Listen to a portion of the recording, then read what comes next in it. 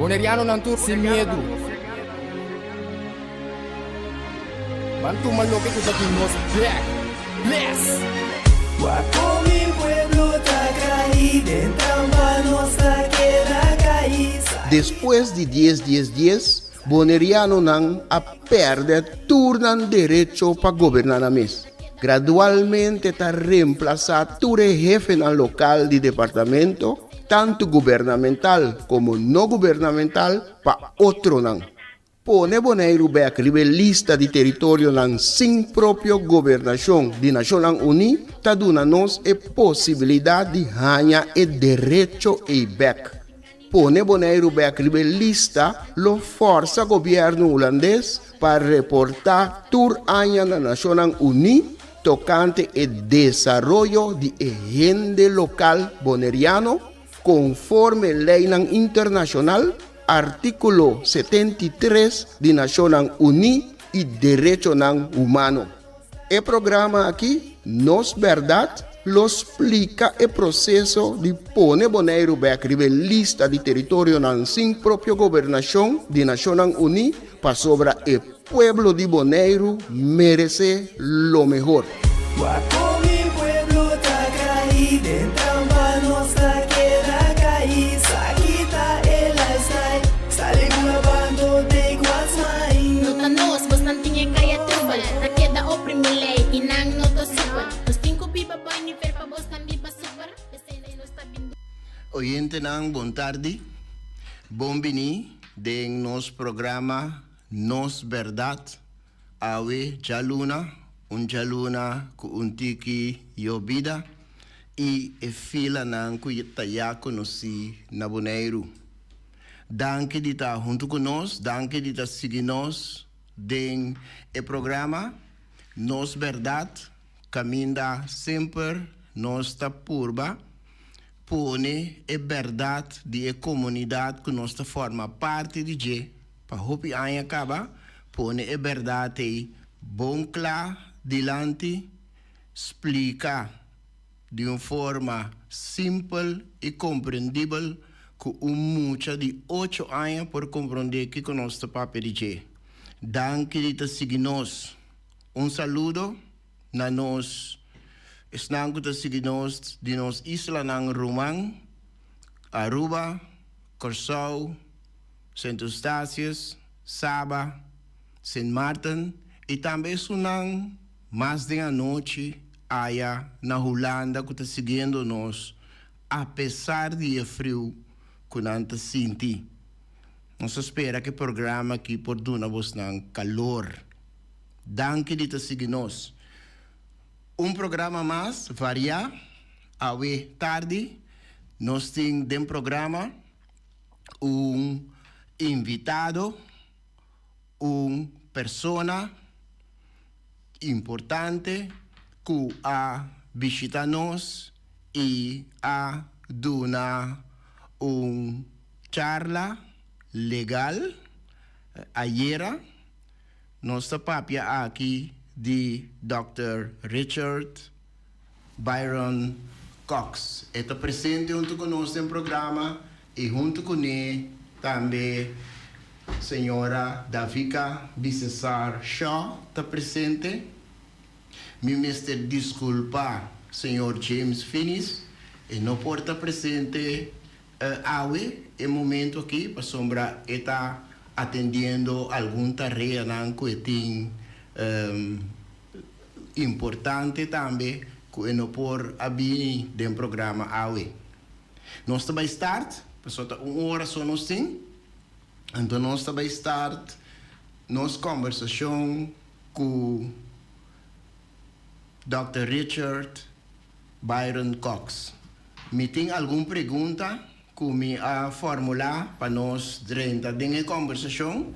Me trabalho pouco a pouco com ele, apesar que me mencionar seu nome acaba e me mencionar também título, me tem que para respeito, assim a pergunta com esta deseja para mim chamar com esta deseja esse. How do you want me, Mr.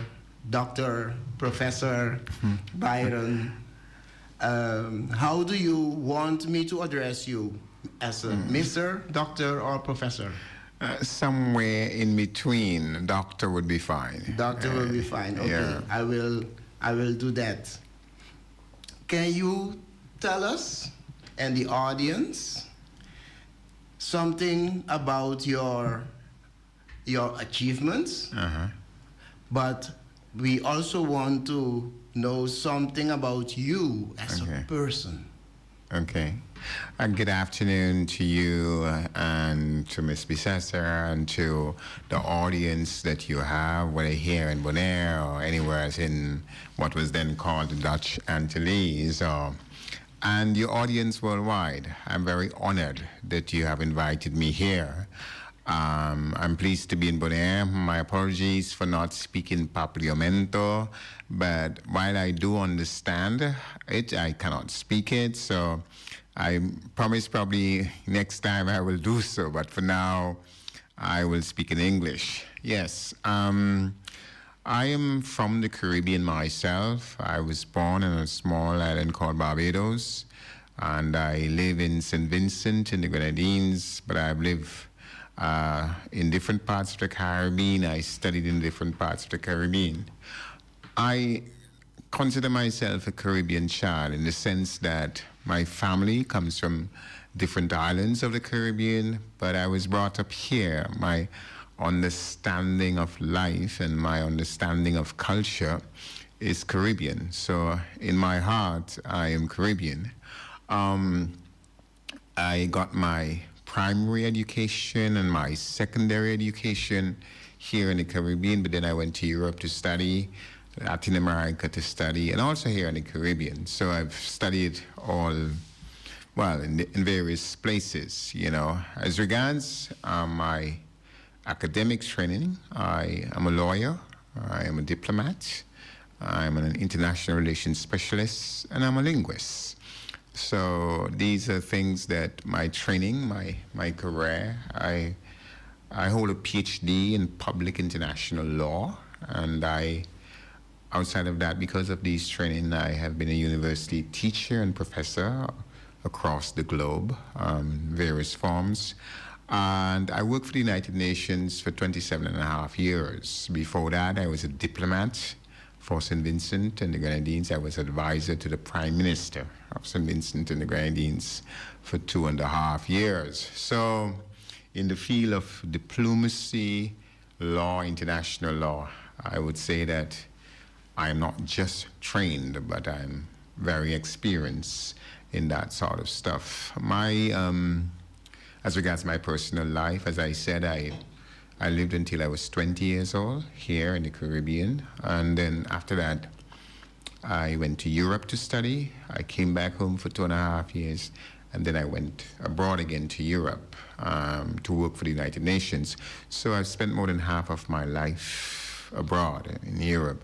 But I've never been anything else but a Caribbean man because I loved Caribbean music, food, culture, climate, everything, you know. And I think because it formed me, I love Caribbean literature, you know. It's something I like, the way we write, the way we speak, and our lifestyle. I think we're very natural people, you know. So, and the Caribbean is very diverse. There's Dutch Caribbean, Spanish Caribbean, French Caribbean, English Caribbean, you know, and so the Caribbean is a very diverse place and diverse people, but we are a melting pot where everybody comes together, you know, so I'm happy that I'm like that. I think as regards my career as a person, I think that just one other thing I should mention is that I am a writer. I write books. First and foremost, well, as a university teacher, I wrote on politics and law and environmental law. But I write literature, and that's, you know, where I have my voice. And when I say my voice, I mean a Caribbean voice. You know, what I write is literature that tells the real story of the Caribbean. Of course, that story is more Spanish and English, because that's the part of the Caribbean I know best, English and Spanish Caribbean. So a lot of my work does not cover much of the Dutch Caribbean, but it does, and much of the French Caribbean, but it does. So basically, those are the things. And so right now I have left the United Nations, and I pursue a career in writing. And just to say, my latest book, which I shall present you a copy of, is called Living in Wisdom, an examination of human nature. And you just have to put my name into Google and you would see my books and whatever else. Or you ask ChatGPT, as people do these days, you know. Yes, yes. Right? So basically my work now is literature and philosophy. That's what I do. Okay, thank you, thank you. Can you tell us something about when you first met Mr. Finis? I think that's very interesting for our audience. Yes. To know that when you first met them and how you first met them. Okay, you know, I'd heard about Bonaire a lot, but I've never been here before. It's my first time here. I knew Curacao because I was there at least twice, and Aruba, I was there at least once, you know. And Suriname, I was in Suriname probably about 4 times. So that part of the Dutch Caribbean I know quite well, but I've never been to Bonaire. And then there was a conference about Bonaire in Azerbaijan, and I was called and told I should go to Azerbaijan because the government of my country at the time, St. Vincent and the Grenadines, where I live, was in support of the efforts of Mr. Finis and Mrs. Bicessa, you know, as regards what they were trying to do in the protection of the people of Bonaire, you know. And so I was called and said, well, do you have the time to go? And I said, sure. And then the Prime Minister of my country personally asked me to go and speak on his behalf. And I then researched the question. I then looked up what was happening because I didn't know, I must say. I knew of Bonaire, but I didn't know of, you know, what the realities were. So I looked up the question, researched the question, and I called the Prime Minister back and I said, is there anything specific you want me to say? He said, no, you just go and talk. I trust you. I know you know what you're doing. So I arrived in Azerbaijan, and that is when I met Mr. Finis and Mrs. Bicessa, and quite a few Bonaireans, you know, from different walks. Student was there. I think a teacher was there and things like that. So there was this contingent of Bonaireans, you know, and so, well, nobody knew me, right? I didn't know any of them, but I had spoken by phone to Miss Bicessa and to Mr. Finis, James Finis, but that was the first time I met them. So we had the conference. It was a great conference, and then something rather strange happened because after I spoke and we had all of this and so on, at the end of the conference, Mrs. Bicessa leaned over to me, we were at the head table, and said, we want you to close the conference. And I was like, what? And she said, like, yeah, we'd like you to close the conference. And so this is where it all actually began. This is how I met them, you know. So all of that is history now. It's been some time, but I think what was important at that meeting is that before that, I had read of the case, but I hadn't met anyone, and I hadn't heard the testimonies, you know, of anyone. You know, I just heard what Miss Bicessa had said and what Mr. Finis had said and what they had sent to me in document form. But when we were in Azerbaijan, I met people, and they spoke from different standpoints, from education standpoint, from youth standpoint, you know, from skills training standpoint, even from the standpoint of language and culture, you know. So therefore, I had a fuller picture of what was really happening. But then and there, I decided that that was still not enough. I would come to Bonaire on my own and see for myself. They did not invite me. I told them. Okay. So it is I who told them before they invited me. Okay. I said, I will come to Bonaire and see for myself. I'm first and foremost a lawyer by training. And lawyers, serious lawyers, operate in evidence. And I'm first and foremost a lawyer. So I said, I will come and see for myself what the situation is in this country. And they were happy and said, yes, yes, yes, you're welcome, you're welcome. But you know, that kind of conversation is just normal. You say, oh, I'm coming to whatever. And you say, oh, you're welcome, that's it. It's, you know, it's just a chala, as we say in Spanish, you know. But then I got an invitation to come down here to be involved in this exercise. So I readily said, sure, I will be there. I don't know if they believed I was going to come or not. But the thing about me is that once I give my word about something, I prefer to die than not to do it.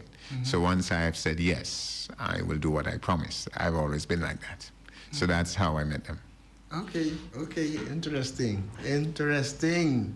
And you already told us that it is your first time on Bonaire. Yes. And of course, I would ask, what are your impressions of the island? You know, I have never said this to anyone. It's the first time I'm saying this now. On the radio? Yes, I have never said what I'm going to say first. I've never said that to anyone at all. Okay. You know, the first real Caribbean Dutch-speaking people I met was Suriname, right? Surinamese. And I love the way they spoke English, their accent. I just found it very fascinating, you know. So, because of Dutch, there's this influence of the Dutch language and Paplimento on the way they speak English. So I've always found that fascinating, always fascinating. So that's the first thing. When I arrived, you know, the language, the way people speak, I like that. But outside of that, firstly, when I arrived here, I was taken aback. And I hope I don't offend anyone with what I have to say, but I believe in speaking the truth. And somehow or the other, it was my impression that the infrastructural development was better than it is. You know, I really thought so. So I was a little bit taken aback that it wasn't, you know, as good as I thought it was. That's the first thing that struck me. The second thing that struck me is that Pardon. Yeah. What do you mean by the infrastructure? Okay, so for example, when you arrive, yes, the reception point of any country is its ports, either airport or seaport. Yes. Okay, and the reception point was, throughout the Caribbean, it's different, you know what I mean? And so the reception point, somehow or the other, the airport is always fancy, you know what I mean? Fancy, you know. And that wasn't the case in Bonaire when I arrived, you know. So that kind of took me back, right? And, but then, once you got beyond that, right, the first thing that struck me, well, to be honest, when I met them, it was the first time I realized that this was the home of flamingos, you know, the bird, right? Yes. Right, and so when I arrived, that was the first thing that greeted me, that the airport was called Flamingo, you know? Yes. And then it was pink in color, you know? So yes, you were living up to your name, you know what I mean? So that really struck me, you know? It's like, oh, the airport is called Flamingo, and it's painted in pink, you know?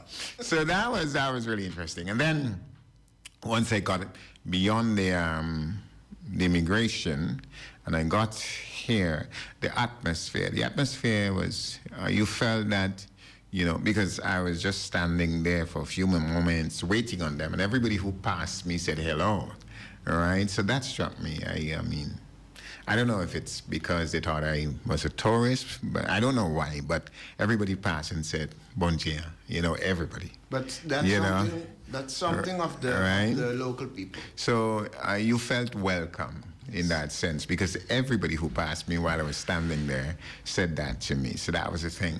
And then I got here to the city, and it's so laid back. It's so laid back. It's the most laid back place I've ever been in my life. Save and except not in Germany, because I live in Germany as well. I went to a place called Spiekeroog, and Spiekeroog, small islands, and there it's extremely laid back. The only place that I've been more laid back than Bonaire, but Bonaire is very laid back. Then there is... Sorry. With lay back, you mean relax? Yes, You that is mean what I no mean. hurry, Yes, no that's what I worry, mean. Yes. Relax. Very laid back. Very okay, laid back. okay. There's no tension. There's no hustle. It's just laid back. That's what I meant. Yes. Okay. Right? Okay. And so you got that impression. It's very, very laid back. And then moving around here, I realized that this island is very, very natural. A whole part of it is still covered by natural vegetation. And those are things I like because I'm an environmental law specialist. So these are things I like. That struck me as well. Very much. And then it seems to me, from my experience, I haven't been here a long time, but from my experience, that once people begin to talk to you, they're very easy to talk to. You know what I mean? Extremely easy to talk to. It's like, you could have a conversation with anybody. I don't know if it's because I am not from here or what, but you find that people are extremely easy to talk to. The other thing I think that that I find rather interesting, rather strange, if you want to put it that way, is that it's a very small population and there's so many cars. And then I was told that there's no public transport. There's no bus system. Because I was wondering, this country only have like 27,000 people. Why do you have so many cars? Yeah. And then I was told that no, there's no public transport, which is strange. This is the first island in the Caribbean that I've gone to where there's no public transport system. I found that very, very interesting. So, that's the impressions I've gotten so far. Okay. You gave a legal lecture yesterday. Yes.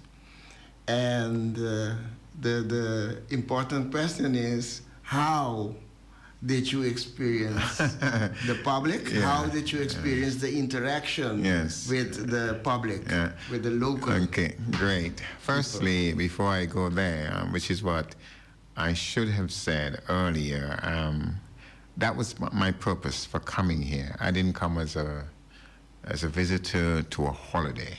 I came because I was invited by James Finis and Mrs. Bisessa to address this issue, And so this is my mission, this is my purpose. And so I want to thank them because without that I would not have come here, at least not now, for sure. So that's the first thing. Secondly, before I deal with the response, I want to say that in my view, in my estimation, my conclusion is that it was an extremely well-organized exercise, extremely well-organized, very well done. A matter of fact, I know that Mr. Finis and Miss Bisessa had invited quite a few people, and they're very lucky that some of these people didn't come because the whole place was full of people, and there were people standing behind. So they're very, very lucky that everybody that they invited did not come because they would have been embarrassed. Where were they going to put the people to sit down? You know what I mean? And we had it was an exercise that lasted quite a couple of hours. So people would have wanted to sit down. So it was very well organized, very well done. As regards the lecture, I came here to discuss legally from the standpoint of international law, which is different from local law, which is different from national law, the status of Bonaire, you know, within the context of international law. And as a lawyer, if you're speaking to the public, you have to be very careful not to become too technical, because somebody might be an engineer or whatever, but they're not a lawyer. And so if you get into all these technical terminologies, you can lose everybody, you know, and people are not able to follow you, you know. But I'm happy to say that the thing was that the hall was packed of people, but nobody left. You understand what I'm saying? Nobody left. So that in and of itself tells you one thing, that people were fully engaged in it. They weren't bored, they weren't tired, they weren't, you know, whatever. They were just engaged. But then after that, you had all of these questions, you know, and from young people, from older people, from middle-aged people, from men, from women. So the broadest cross-section of people who were there, they all participated in the process. Outside of that, there was a genuine wish to fully understand what was being said. There was a genuine desire to, okay, figure out, you know, because a lot of this was new to them. What really is Bonaire's place from an international law perspective? So personally, from my personal standpoint, I could be very wrong, I don't know, but from my personal standpoint, it was an extremely successful exercise. The response of the public was overwhelming, very overwhelming. And the truth is, I noticed it myself. After the exercise was over, nobody really left. People, they finally had to tell them, okay, we have to close the building, so you have to go home. You know, so that in and of itself explains as well the response of the public to the exercise. The exercise was yesterday. We were in town today, and I met a couple of people, and they're like, yeah, very, very good exercise, and so on. But after the exercise itself, quite a few people came up to me personally and said, look, this was fantastic. There was a certain Sydney there as well. I don't know if you know him, but there was a fellow, Sydney. He's a poet, I am told, by Miss Bisessa. I think our audience knows him. Know him, I think. You I'm think? not sure. Okay. Right. But there was a certain Sydney there who made a fantastic contribution to the exercise as well. And there was a young lawyer, Mrs. Bisessa's son. His name is Kival, and he's a young lawyer. So he was also there. And so it wasn't just me. And Mr. Finis made a fantastic presentation as well. And Mrs. Bisessa herself also read a poem which you missed. Anyway, that's another discussion. I think so. So the overall thing. You didn't know it. okay. All right. No, It's a new one. Okay. All right. So the only word to describe the public's reaction is overwhelming. That's the only word. Okay. The certain Sydney you told the audience about is me. Oh, okay, And okay. I experienced your presentation from a point of view of a teacher. Okay. I think there were ingredients to capture the attention of the public by asking them questions, things they would have to think about while listening to your presentation, and not simply sit there laid back and let you perform. Yeah. So I think it was part of the result of yesterday's event was the way you approached it as a professor, as a teacher, the way you did it. So that's also very important to mention, the way you ask questions to the audience. What about this? What about that? What do you want? How do you see this and that? Well, the truth of the matter is, I've said this to Mr. Finis, Mr. James Finis, and to Mrs. Bissessar. I came here as a servant. I did not come here as a tourist. That was not my purpose. I did not come here to advertise myself or to promote myself or anything of this sort. None of this was my business. My business here was to be of service and to deliver what they wanted me to deliver. As a teacher, I have been guided, because I've been a university professor for many years, I've been guided by 4 basic things. When you teach people, firstly, you inform them, it's the first element, because you are the teacher, you are sharing something, but then you have to see them.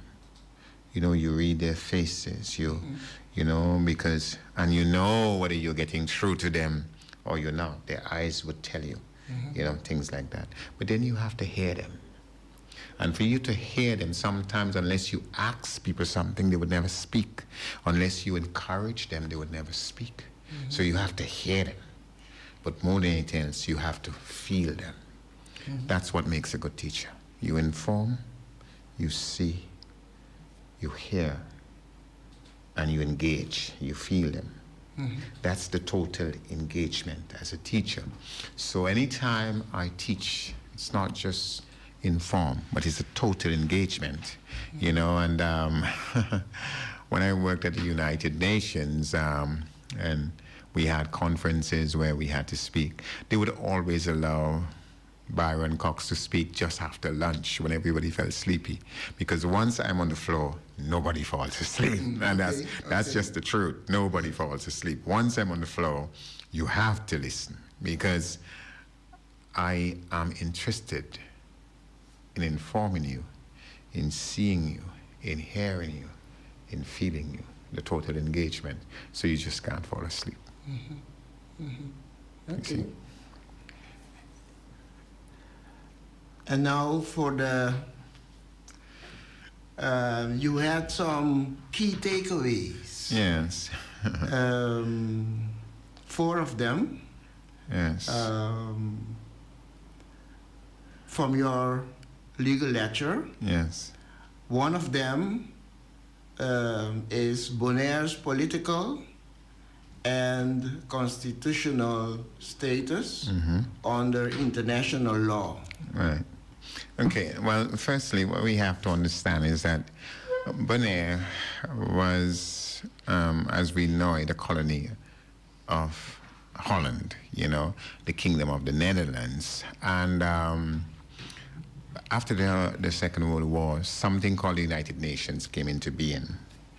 The United Nations is more or less, the General Assembly of the United Nations is more or less like a world parliament, a world legislative body. And so a parliament or legislative body makes laws. A parliament is not a court. It makes laws, okay? And that's what the United Nations, it creates the backbone of contemporary international law. Now, in any legal system, the highest law is always the Constitution, okay? So in every legal system, the highest law is the Constitution. And so the United Nations Charter is something like the Constitution of contemporary international law. Now, prior to 1954, because the United Nations came into being in 1945, and prior to 1954, so in other words, for 9 years, generally speaking, Bonaire was seen as what is called a non-self-governing territory. And legally what that means is that somebody else governed you. Yes. You understand? You didn't govern yourself, right? And so that happened until 1954. In 1954, the United Nations General Assembly voted to take Bonaire off of that list. So now it wasn't anymore a non-self-governing territory. There are many reasons for this, but fundamentally, Bonaire became part of what is called the Dutch Antilles, together with Curacao and Aruba. But then in 2010, Bonaire became a sort of special entity within the Kingdom of the Netherlands. Now, this is a kind of strange beast, if you want to call it that, because it is now not a non-self-governing territory. It is not independent, you understand. It is not a colony, right? But it's not part of the Netherlands. It is something special. Exactly what that special thing is a quite complicated matter, governed not by international law, but by Dutch law. You understand what I'm saying? And so therefore, essentially, the original Bonairean, whether you like it or not, are not Dutch people. They are Bonaireans. Yeah. You understand what I'm saying? And so therefore, these are people being governed by another entity, by other laws.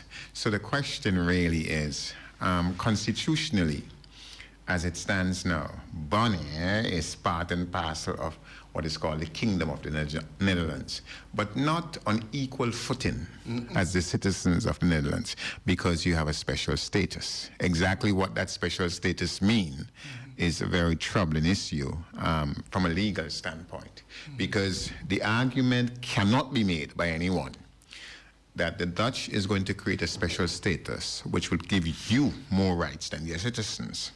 That is not going to happen. That's an insane thing to believe. You understand? It's it's a mad thing to believe. You understand? So therefore, what does this special status involve? You understand? So you are therefore, on the international law, you don't govern yourself. That is very, very clear. You understand? Secondly, if you don't govern yourself, then somebody is governing you. Yeah.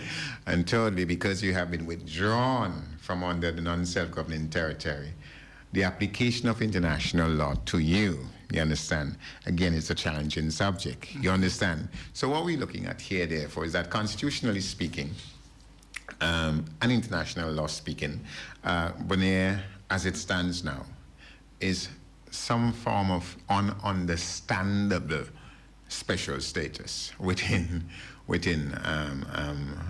the Kingdom of the Netherlands. There are several questions which comes out of that. The first is this: did you accept that? Did you decide you wanted to do that? In other words, is it a decision made by you as Bonaireans? Yes. You understand? Was it the people's choice? Right. That's the first thing. Secondly, is it to your advantage? Or is it to your disadvantage and dissatisfaction? You understand? Now, you have to understand something. Remember that while Bonaire is part of the Kingdom of the Netherlands, there are two things here we must understand. Firstly, Bonaireans are not Dutch people. They are Bonaireans. You understand? So this is something you have to... In other words, there was a Bonaire people before Bonaire became a colony of Holland. There was a Bonaire people. There's still a Bonaire people. You understand? That's the first thing. And the second thing, what does this special status actually mean? How does that advantage or disadvantage you? So, on the international law, because you are a Bonairean people, you understand, international law still recognizes your right to self-determination. Okay. Becoming a part of Holland also means that Bonaire is, let's say, an internal affair of Holland. Yes. So that's supposed to keep everybody outside of what's happening. Yeah. Yes. Well, you see, that's the point, and that is what I was driving to a short moment ago. The question is this: is it true or not to say that a principle, not just a norm, but a principle? You understand? Principles are laws which must not be broken. They're the most important of any laws, right? It is not me who say. It is the Charter of the United Nations that says in Articles 1 and 2 that a principle of international law is the right to people, all people, to self-determination. No, it doesn't say country. It doesn't say nation. It says people. You understand? It is written in the law. You can go and read it. It's not me making this up. Do we agree that there is a Bonairean people? If we agree that there is a Bonaire people, then those people have that fundamental right, which is a principle of international law. Now, if you're governed by somebody else, do you have self-determination? You understand what I'm saying? Right? Because you're governed by somebody else. Somebody else determines your law. Somebody else determines your institution. Somebody else determines what happens to you. You understand what I'm saying? That determines your behavior. Right? Exactly. So therefore, you understand? The question is it true to say that internally or externally, it doesn't matter. If this principle is being broken, international law is being broken. And every country in the world, including Holland, must respect international law. And also by being a member of the United Nations. So therefore, you cannot claim sovereignty over a next people. And because you claim that, then you say to international law, you cannot interfere. Let's make this simple, very, very simple so you understand. You have a motor car, right? You have a motor car. I then steal that motor car from you. You understand? I steal the motor car, right? And then somebody else comes and steal that motor car from me. I can't go to that person and say, this is my motor car. You understand? You can't take my motor car. Why? Because your first action was illegal. Yes, was wrong. You understand? I stole your motor car. You understand what I'm saying? So therefore, Mr. Bisessa come now and steals it from me, and I jump up. Oh, Mr. Bisessa stole my motor car. La, la, la. Oh, no. It doesn't work that way because you stole the car in the first place. Yes. You cannot have rights, you understand, born out of you breaking the law. It doesn't work that way. You cannot claim that, look, you know, I broke the law, and by breaking the law, it gives me, you understand, rights. Oh, no. It doesn't work that way. It doesn't work that way. That's understandable. There we go. That's understandable. I move to the second takeaway. Right to self-determination. Yes. And principles of decolonization. I think we touched that already a bit. Yes. But the right to self-determination and the principles of decolonization. Right. So when you talk about decolonization, sometimes you hear locals, people from Bonaire, reacting in a way of asking, Bonaire is not a colony. Why are you talking about decolonization? Right. Okay, good. Now, I think as we have established, we have already in our discussion established two things, I think. Firstly, that Bonaire was a colony. Let's not talk about now yet. Let's just talk in the past. It was. Bonaire was a colony of Holland. Did Bonaire at any time agree to become a colony? Did they say, okay, Holland, we want to become a colony?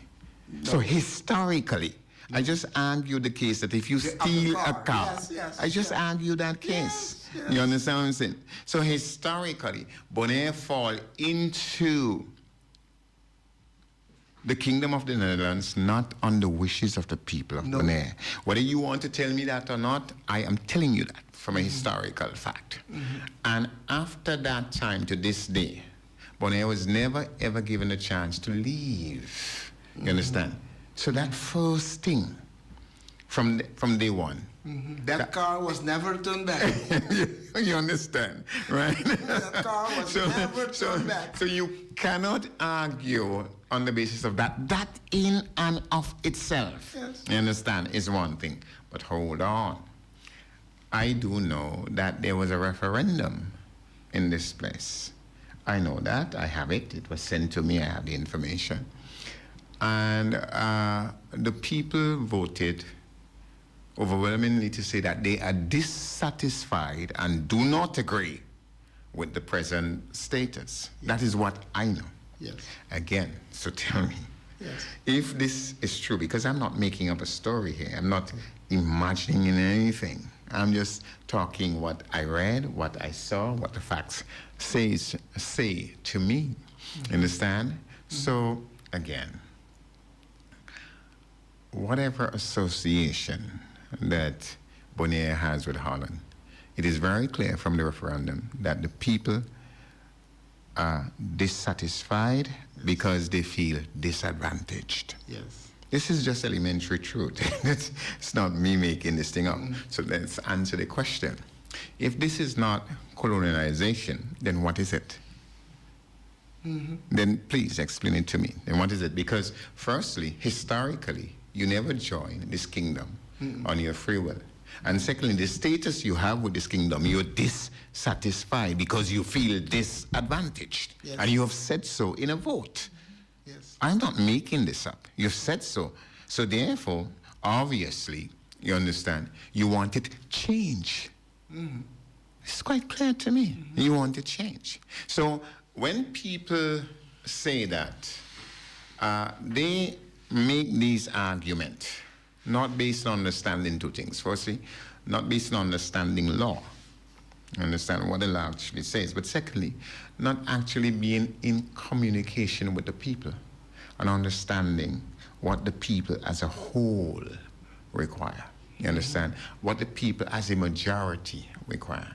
Of course, there might be individuals who say X, Y, or Z, but the referendum spoke for the majority as a people. That's just elementary truth. You understand? That's just elementary truth. I'm not making this thing up. You understand? So when we say these things, we must understand. But it's more important than that. Right? The question you have to really answer in situations like this. I've said it before, I'm saying it again. I want you to tell me honestly. Tell me honestly. Forget that, Holland creates a special status for you. Do you really believe that Holland is going to create a status which would give you more privilege than the citizens of Holland? Do you really believe this? If you ask me that, yes. Never. Okay. So, and I lived in Holland. Right. So therefore, if your status is special, it has to be naturally worse. It has to be naturally worse. Because there is no way that Holland is going to give you a special status which makes you more privileged than the citizens of Holland. So again, let me ask you this question. Listen before you answer. Okay. Listen. Will you agree to join with me in a union where you accept that you are less than me? Let us go over this again. Will you agree? I have a club. See, this is my club. Yes. Let us call the club the Kingdom of Holland. Yes. And I'm saying, Mr. Sydney, come and join the Kingdom of Holland with me, but you would have a less status. It will be special, but it will be less. Yes. Would you agree to that? Again, I will say never. I rest my case. Do you understand what I'm saying? Yes, so this argument that, what are you talking about, decolonization, is because you don't understand. That's why you say what you say. If you understand, you would never say that. You never say that. Because what I have just said to you, on pure logic, L-O-G-I-C, on pure logic, you have to agree with what I say, on pure logic. Because if Holland today agrees to give you a special status, which would be better than all the people in Holland, there would be a revolution in Holland. There's going to be a revolution in Holland. We must be real. You understand? We must be honest. Understand? We must not be intellectually dishonest. Right? I did not go to university to come out to be intellectually dishonest. I can't do that. You know what I mean? What I say here, some people might not like, but the fact remains that whether you like truth or not, it is the truth. It's as simple as that. It is the truth. I come from an archipelago. It's called St. Vincent and the Grenadines. There's a big island, Mrs. Bicester, and Mr. Finis was there. And there are a series of small islands, and the people living on these small islands. We all have exactly the same rights. I live on the big island, the biggest island, you understand? Yes. But we all have exactly the same rights. Exactly. Absolutely no difference whatsoever. In that island, we have white people and Indian people and Arab people. We all have exactly the same rights. Exactly. Exactly. There is absolutely no difference. Nobody have any special status. And there is no way that the people on the bigger island is going to agree that the people on the smaller island will have some special status that is better than ours. You understand? That is never, ever going to happen. So the day you hear that they have a special status, bet your life it is worse than what we have on the big island. You hear me? So that's why nobody have any special status. Yes. And that is why nobody have to talk about decolonization. Okay. Understandable. And I think our audience do understand if it is explained, as I always say in the beginning of the program, in a way that an 8-year-old child can understand. Yeah. Very, very easy to understand. Albert Einstein, the great physicist, once said that if you cannot explain it to a 6-year-old child, you yourself don't understand it. If you cannot explain it to a 6-year-old child, you yourself don't understand it. Okay. Yes. The UN Charter. Yes. Then we go ahead. Yes. And we will talk about the UN Charter. Yeah. And responsibilities. Yes. Of the administering power. Yeah. Right. Good. Now, yesterday in my lecture, I demonstrated to the audience how the world was, let's say 1914. Yes. How the world was in 1945 and how the world is now. You know, more than half of the nations of the world were not nations. You understand, including St. Vincent and the Grenadines or Barbados or Jamaica in 1914. None of us were nations. We were all colonies, you understand. Today, right, tiny, tiny places are all nations, including St. Vincent and the Grenadines. This is possible because, as I said, in Articles 1 and 2, the principle of self-determination is established as a cornerstone principle of international law, right? And so once we want our independence, we demanded it, and we got it, you understand? Because it is a cornerstone principle of the Charter of the United Nations. What you have to understand is that the Charter of the United Nations is now what is called the Constitution of international law.